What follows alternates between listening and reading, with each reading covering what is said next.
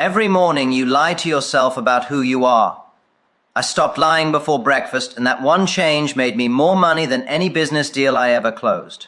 I'm Henry Ford, and what I'm about to tell you isn't about waking up early or drinking water or reading for an hour. This is about something most men are too afraid to face. The one thing every single morning that separates them from everyone else. And it's not what you think. Most people believe success comes from working harder, from doing more, from pushing through. But that's not it. Success comes from 10 minutes every morning where you face something about yourself that most men spend their entire lives avoiding. And once you see it, once you really see it, everything changes. Not because you suddenly have more discipline, because you finally stop lying to yourself. And when you stop lying, you start building.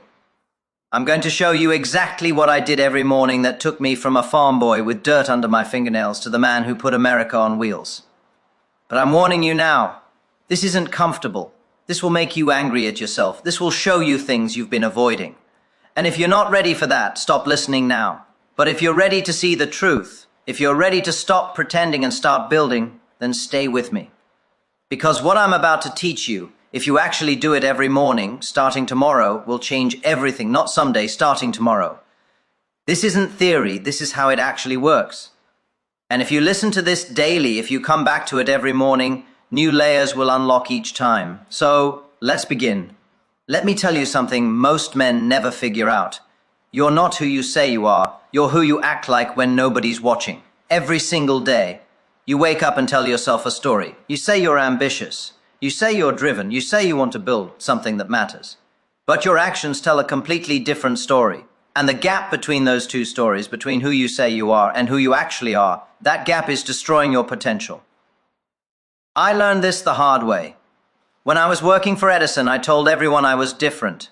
I told my wife I was going to build something of my own someday. I told myself every night that tomorrow would be different. Tomorrow I'd start working on my own designs. Tomorrow I'd take action. Tomorrow I'd be brave. But tomorrow never came, because every morning I'd wake up and do the exact same things. I'd get ready for work. I'd go to Edison's company. I'd do my job. I'd come home. I'd eat dinner. I'd go to bed and I'd tell myself the same lie again. Tomorrow, always tomorrow. Nothing about that routine was ambitious. Nothing about that routine was building anything. I was living exactly like every other man, comfortable, safe, going through the motions. One morning I sat down at my desk before anyone else arrived. The sun wasn't up yet, the building was quiet, and I asked myself a question that changed everything. What did I actually do yesterday? Not what I intended to do, not what I wished I'd done, not what I told myself I'd do. What did I actually do? I took out a piece of paper and I wrote down the truth. I spent the first hour reading the newspaper, reading about other men building things, other men taking risks, other men succeeding. Then I went to work and did what I was told for 8 hours. Then I came home and spent the evening at the club, talking about what I was going to do someday. That was the truth. And when I saw it written down on that paper, when I couldn't hide from it anymore, I felt sick because I'd been calling myself ambitious while living like a coward. I'd been saying I wanted to build something while spending every day working on someone else's dream. The words and the actions didn't match, and they hadn't matched for years. That morning, I started something I call the mirror test. And I'm going to teach you exactly how to do it, because this one practice done every single morning for just 5 minutes will close the gap between who you say you are and who you actually are. Here's how it works. Every morning, before you do anything else, you take out a piece of paper. You write down one thing you did yesterday that betrayed what you claim to value. Just one thing. You don't make excuses for it. You don't justify it. You don't tell yourself it wasn't that bad. You just write it down and look at it. That first morning, this is what I wrote. You say you want to build your own company, but you spent your best hour yesterday reading about other people's success instead of working on your own. I kept that piece of paper on my desk all day. Every time I looked at it, I felt it. The shame, the truth, the gap between who I said I was and who I actually was.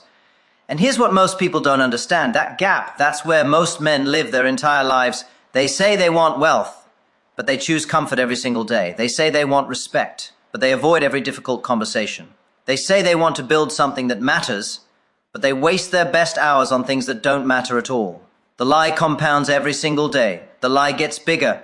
And by the time they're old men, they've lived an entire life based on a story they told themselves instead of the truth about who they actually were.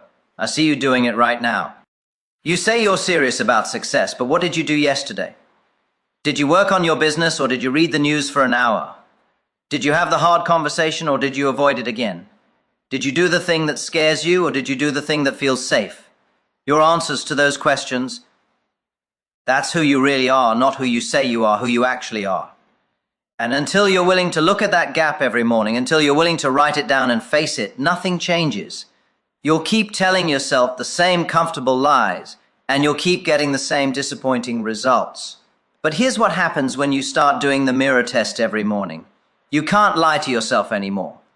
When you write down the truth about yesterday, when you see it on paper in your own handwriting, something shifts in your brain. You start making different choices during the day. Not because you suddenly have more discipline, because lying to yourself becomes more painful than doing the hard thing. Let me give you a real example from my own life. There was a period when I kept telling myself that family mattered most to me. I'd say it to my wife, I'd say it to myself. Because once you see the gap between who you say you are and who you actually are, you only have two choices. You can keep widening that gap, or you can start closing it. There's no middle ground. Every single action you take either closes the gap or widens it. Every single choice either proves you're becoming who you say you are or proves you're still lying. Now let me tell you what happens when you do this every single morning for 30 days.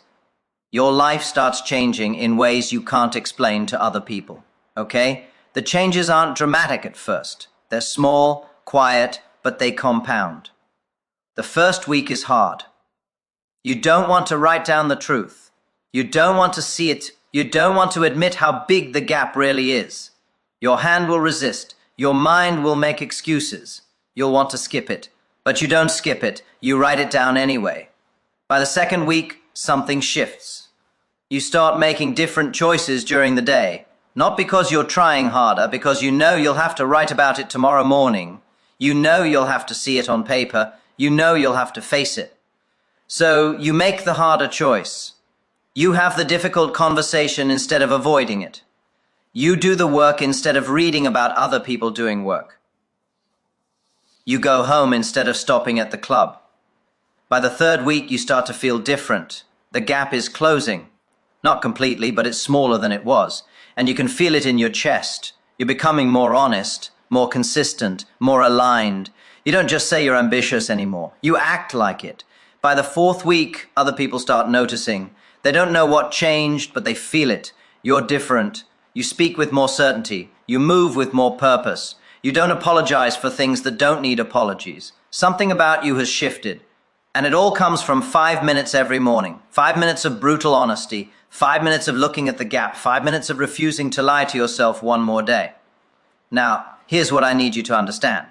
This practice isn't about being perfect. It's about being honest. Most men fail not because they're weak. They fail because they don't know who they actually are. They're operating on a false image of themselves. They think they're disciplined, but they're not. They think they're brave, but they're not. They think they're building something, but they're not. The mirror test shows you the truth.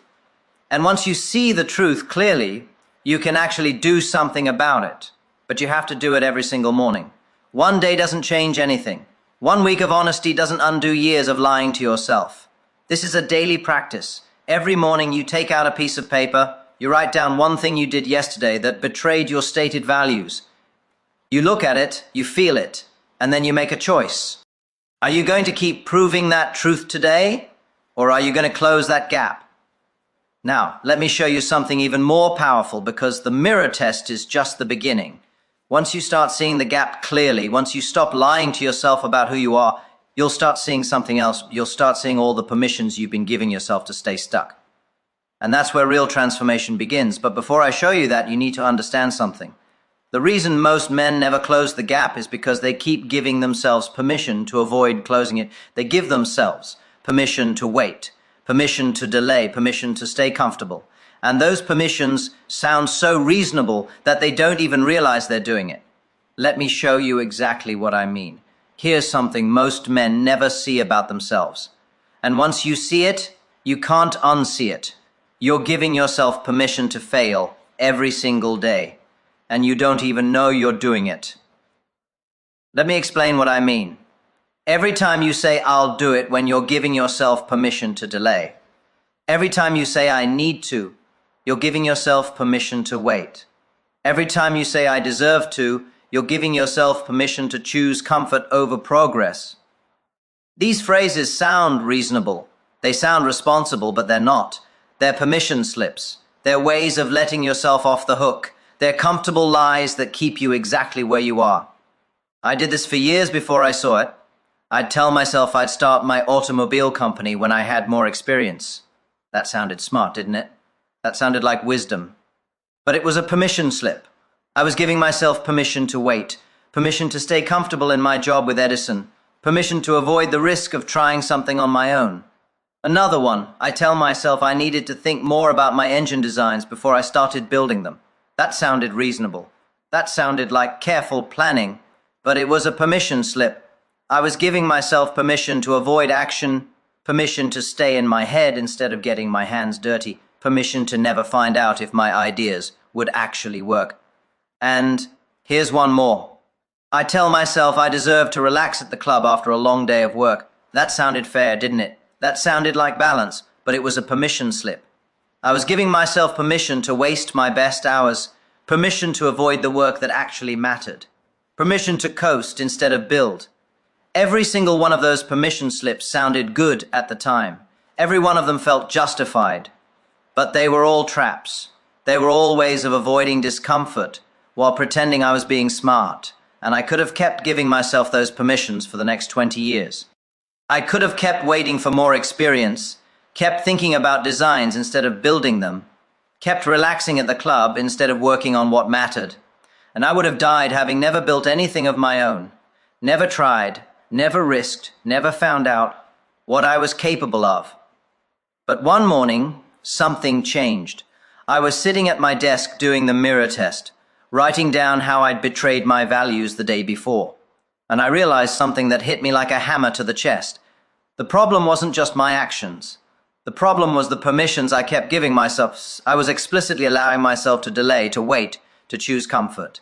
And as long as I kept giving myself those permissions, nothing would ever change. So I did something I'd never done before. I revoked them. I took out a fresh piece of paper and I wrote this. I no longer have permission to wait for more experience. There is no perfect time. There's only now. I kept that paper in my pocket for an entire month. Every time I started to tell myself I'd start my company when I had more experience, I felt that paper and I remembered. I'd already revoked that permission. I didn't get to use that excuse anymore. And something shifted. Without that permission, without that escape route, I had to act. I couldn't keep delaying. I couldn't keep waiting for the perfect moment. So I started, not when I felt ready, not when circumstances were perfect, right then because I'd removed my own excuse. Now let me show you how this works in your life.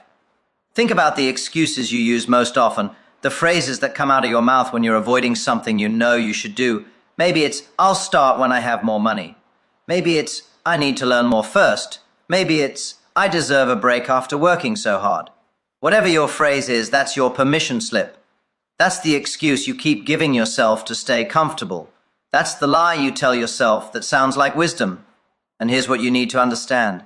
You could keep giving yourself that permission for the rest of your life. Nothing will force you to stop. No one will take it away from you. You have to revoke it yourself. So here's what I started doing every morning after the mirror test. I'd identify one permission I gave myself yesterday, one excuse I used, one comfortable lie I told myself.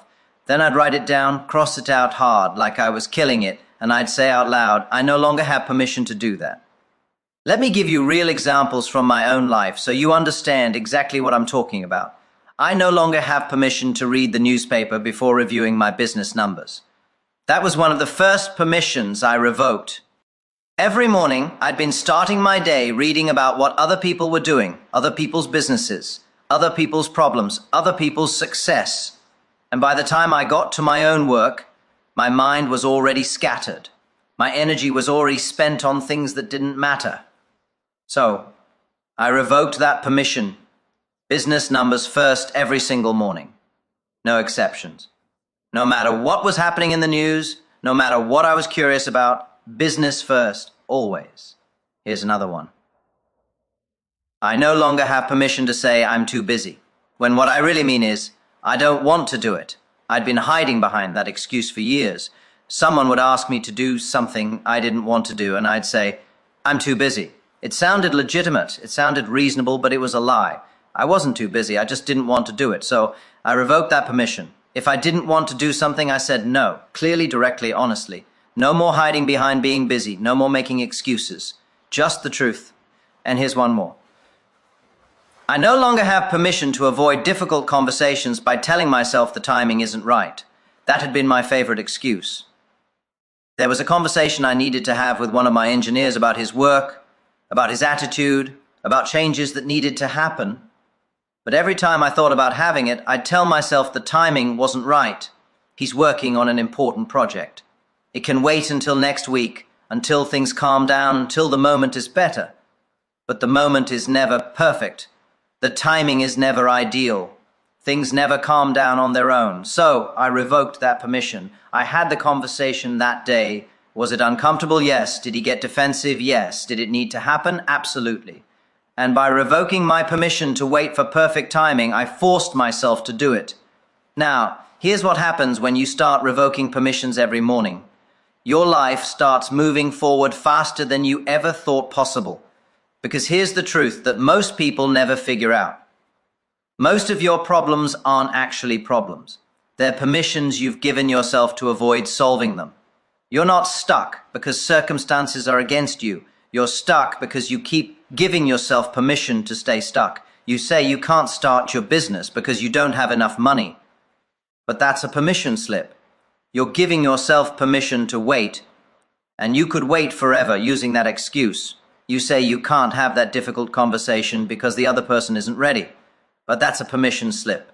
You're giving yourself permission to avoid discomfort, and you could avoid it forever using that excuse. You say you can't work on your goals today because you're too tired. But that's a permission slip.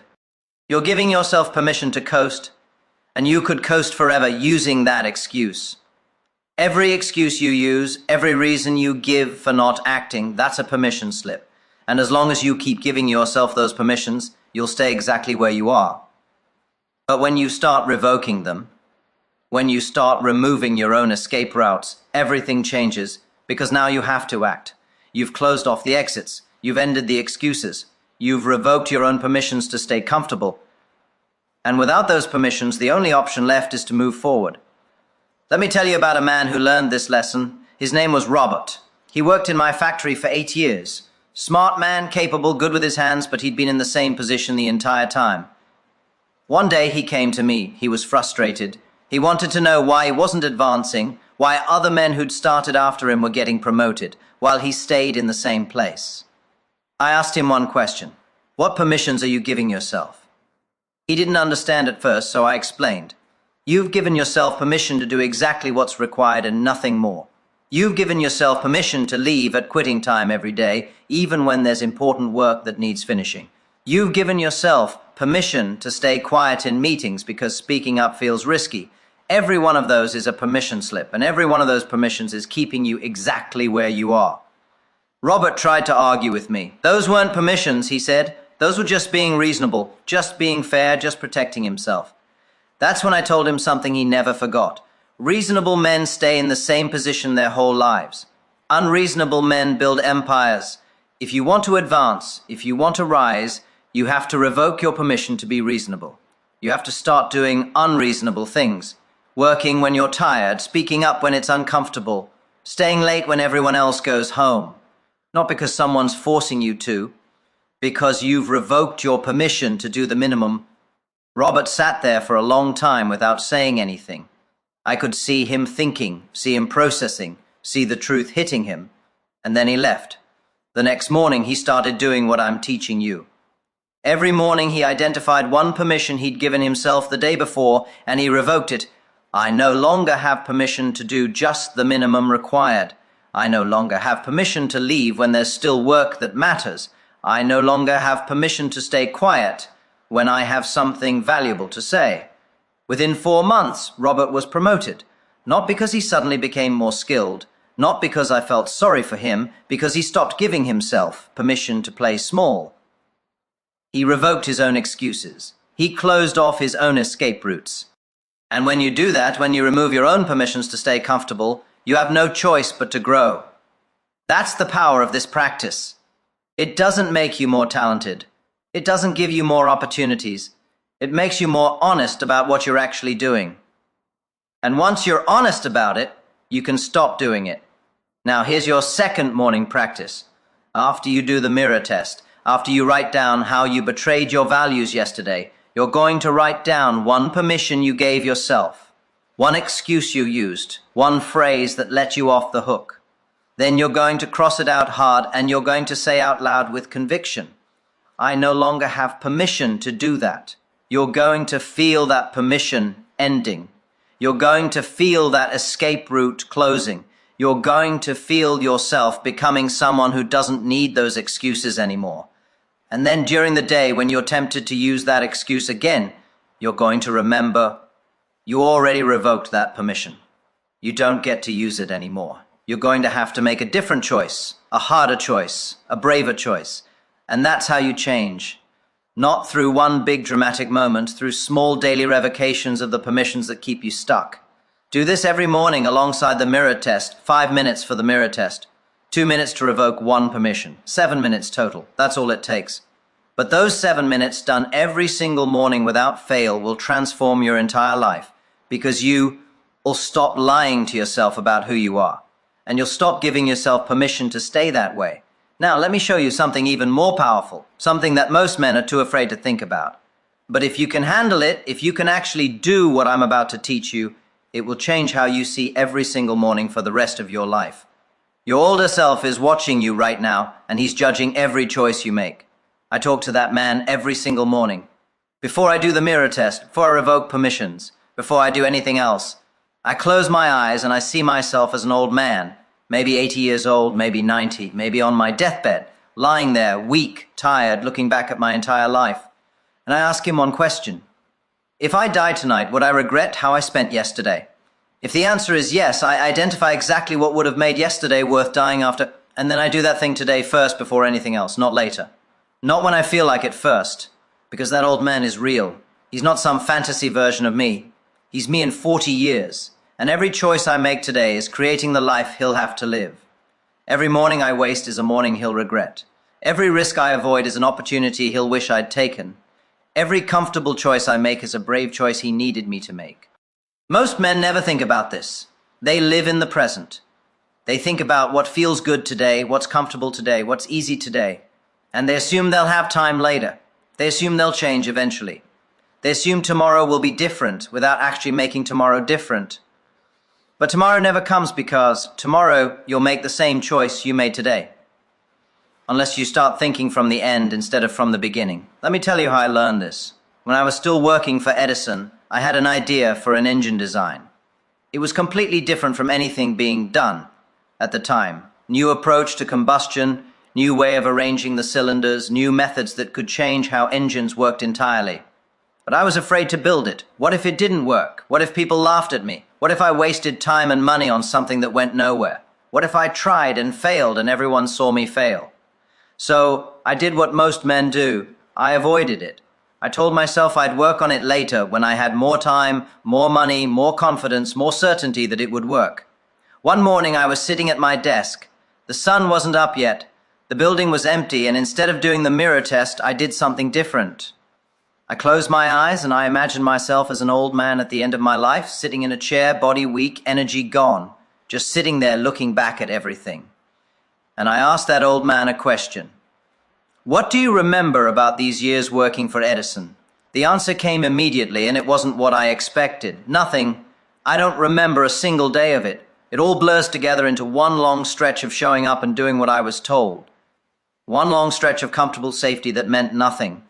And then I asked another question. What do you wish I had done instead? And the answer hit me so hard I had to open my eyes. I wish you'd been brave enough to build that engine. I wish you'd tried. I wish you'd found out if your idea could work instead of spending your whole life wondering. Instead, you spent decades playing it safe, working on other men's dreams, never taking the risk to pursue your own. And now you're sitting here at the end with nothing but regret. I opened my eyes. My hands were shaking because I knew that old man was right. If I kept avoiding that engine design, if I kept telling myself I'd do it later, I would become exactly that man. An old man full of regret because he was too afraid to try. That day, I went home after work and I started building that engine.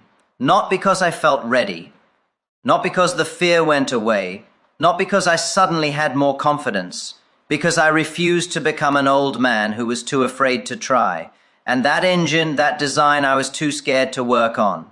That became the foundation for everything I built later. But here's what would have happened if I hadn't done the deathbed question that morning. I would have kept avoiding it. I would have kept telling myself I'd work on it someday, and someday never comes. I would have spent my whole life working for Edison. Good job, steady pay, comfortable, safe, and I would have died wondering what might have been if I'd been brave enough to try. Now, let me show you how to do this yourself. Tomorrow morning, before you do anything else, close your eyes. See yourself as an old person at the end of your life. Don't rush this. Actually see them. See the wrinkles. See the tired eyes. See the gray hair. See someone who lived your entire life and is now looking back at all of it. Ask them this question. If you could send me one message right now, what would you say? And then listen. The answer will come. It might not be what you want to hear.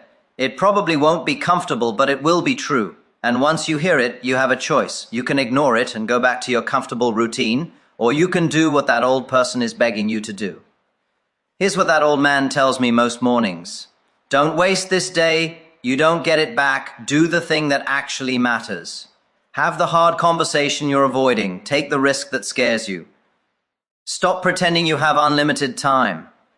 That's what he says every single morning. And every morning I have to choose. Do I listen to him or do I listen to the part of me that wants to stay comfortable? Most mornings I listen to him. Some mornings I don't. And on the mornings I don't, I always regret it. Always. Because he's right every single time. Now, here's what most men never figure out. You don't actually have unlimited time. You think you do. You think you'll get to it later. You think you have decades ahead of you to make different choices. But you don't know that. None of us know how much time we have. And even if you do have decades, they go faster than you think.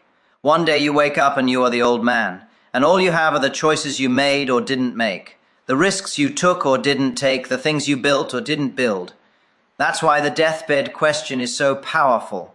It forces you to see the end before you get there. It forces you to confront what will actually matter and what won't. And once you see it clearly, you can't unsee it.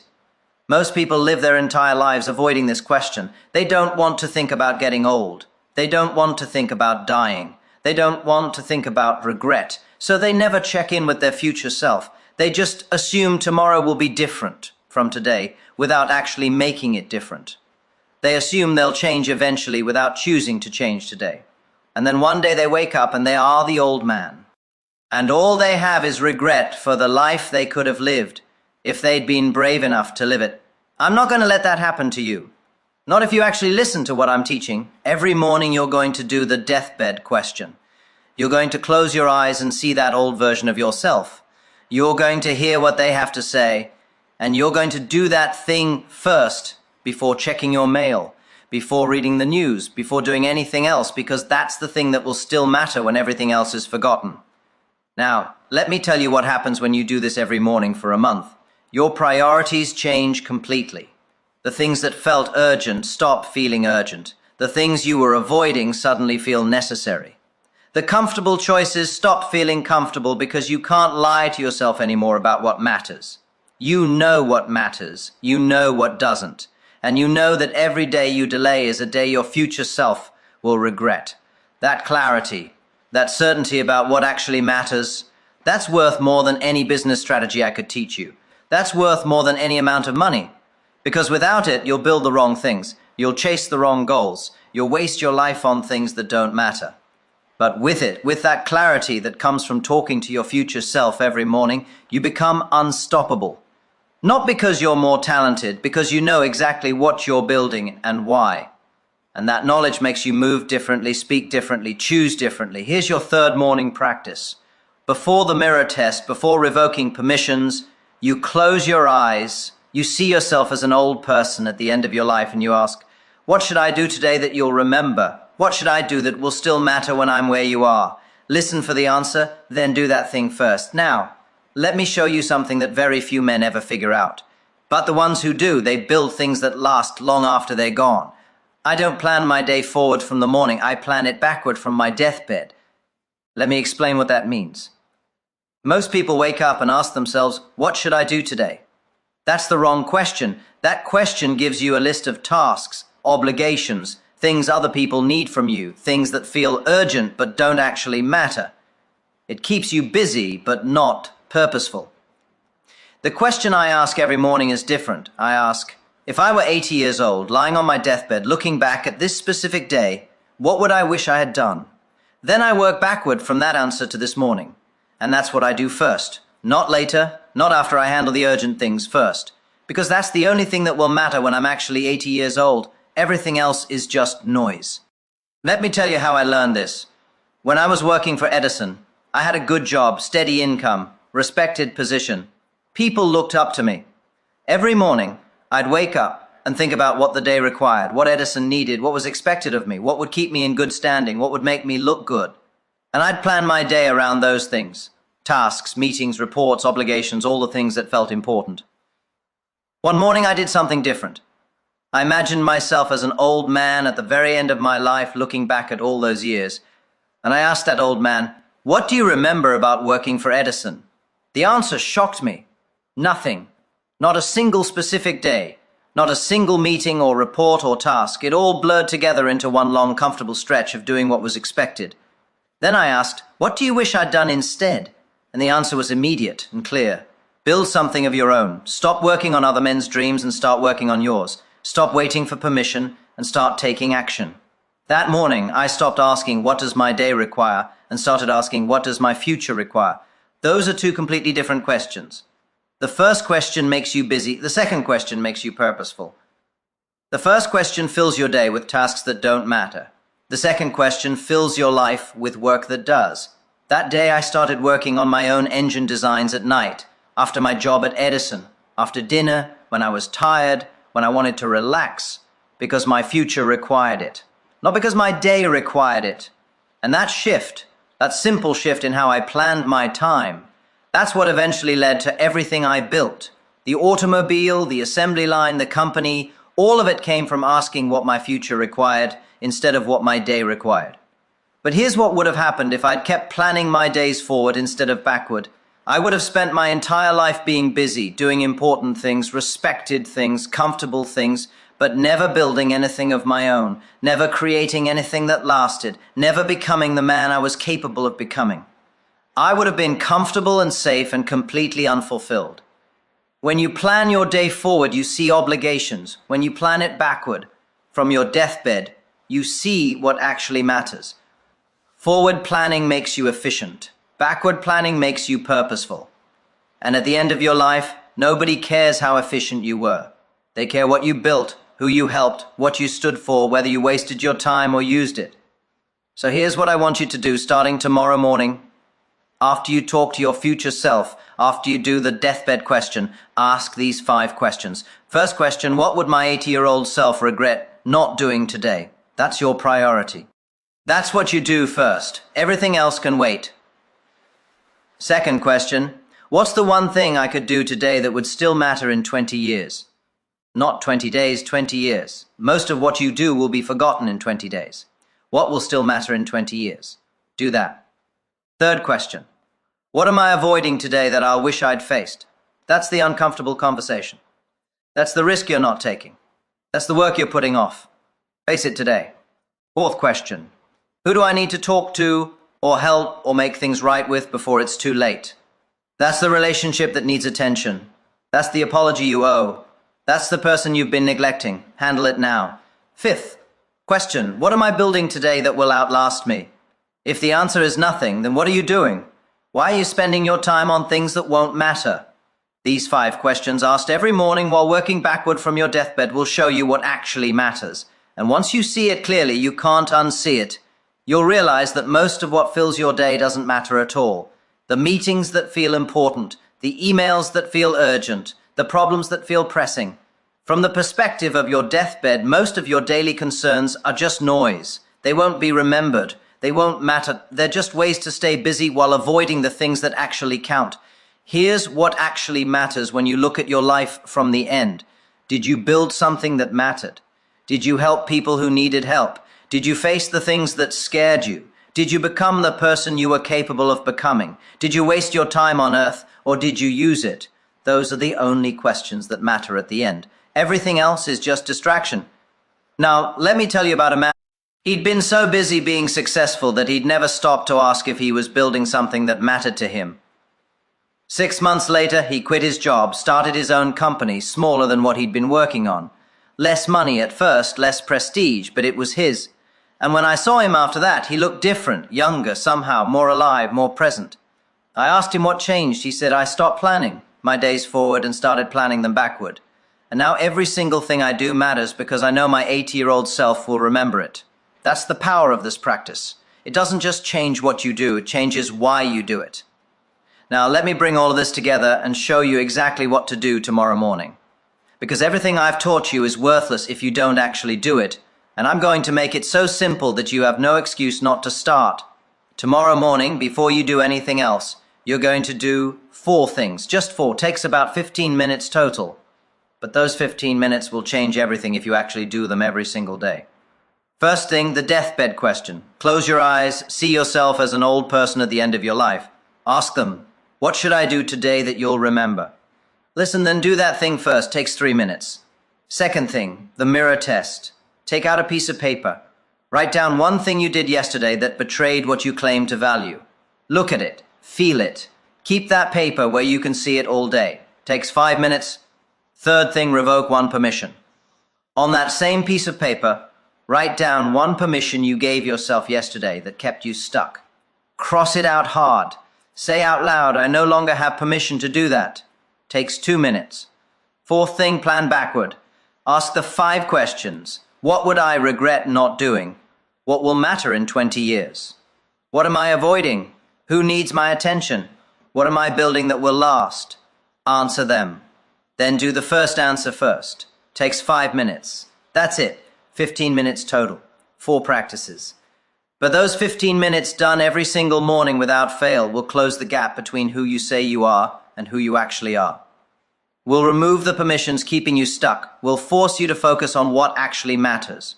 We'll transform you into someone unrecognizable, not in a year, in 30 days. Now let me tell you what's going to happen.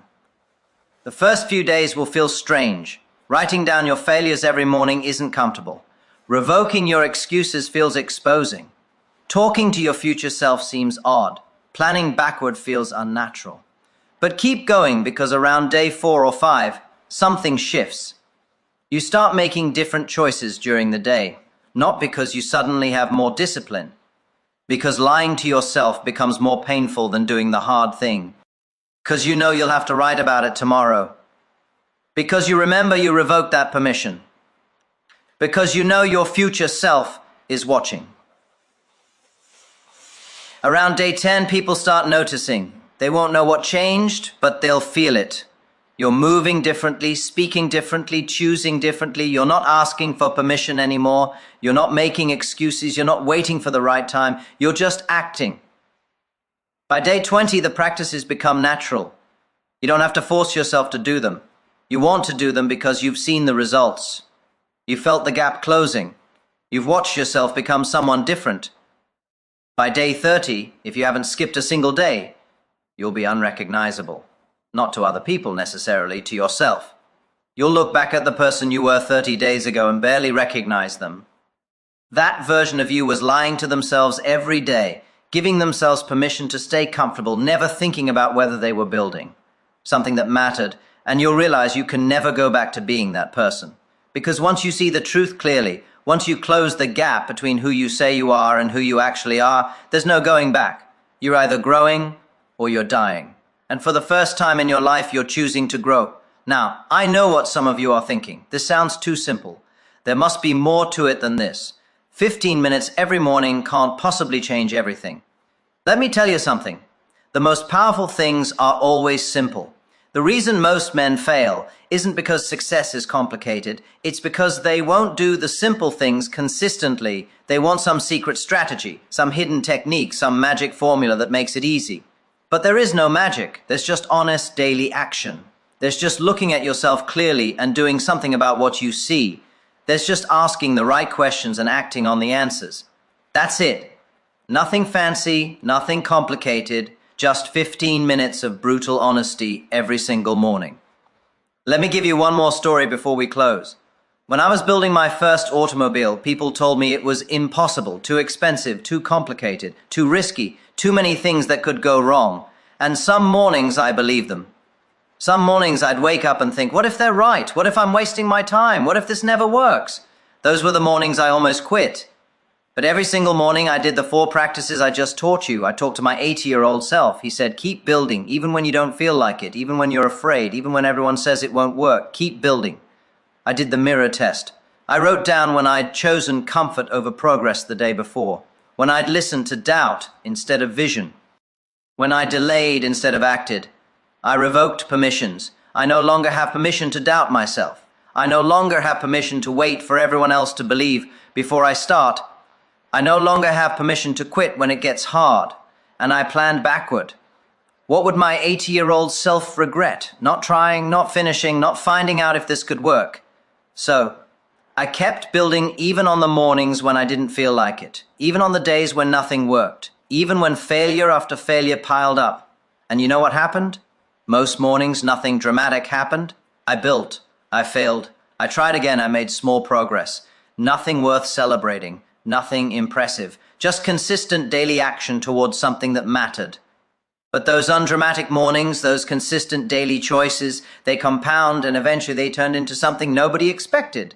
Not because I was more talented than everyone else, because I was more honest with myself than everyone else, because I stopped giving myself permission to quit, because I worked backward from the end instead of forward from the beginning, because I let my future self guide my present actions.